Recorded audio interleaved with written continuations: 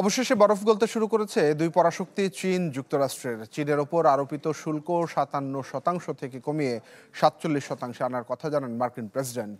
সেই সাথে কমানো হয়েছে ফেন্টানিল বিষয়ক শুল্ক। বিনিময়ে যুক্তরাষ্ট্র থেকে বিপুল পরিমাণে সয়াবিন কেনার প্রতিশ্রুতি দিয়েছে চীন। অব্যাহত থাকবে বিরল খনিজের সরবরাহ। Thank you very much.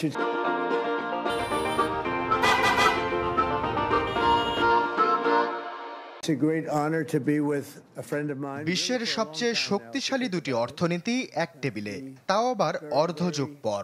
Trump সির বৈঠক নিয়ে দীর্ঘদিন থেকে চলছিল জল্পনা, সমাধান নাকি বাণিজ্য যুদ্ধ। কোন দিকে হাঁটবে তারা? যদিও দক্ষিণ কোরিয়ার বুসানে বৈঠকের আগেই মিলেছিল সুবাতাসের আভাস। দুই নেতার হাস্যোজ্জ্বল মুখ ও আন্তরিক কর্মর্দন শুরু থেকেই ইঙ্গিত দিচ্ছিল ইতিবাচক সমাধানের। দীর্ঘদিনের সামরিক প্রস্তুতি ও শীতল যুদ্ধ যেন উবে গেল গিমহে বিমান ঘাঁটিতে। ১০০ মিনিটের আলোচনা শেষে এয়ারফোর্স ওয়ান থেকে ট্রাম্প জানান সির সাথে আলোচনাকে ১০-এ ১২ দেবেন তিনি। ঘোষণা দেন একাধিক চুক্তির। ট্রাম্প বলেন ফেন্টানাইলের শুল্ক কমবে ১০%। অন্যান্য শুল্ক ৫৭ থেকে কমিয়ে আনা হয়েছে ৪৭%।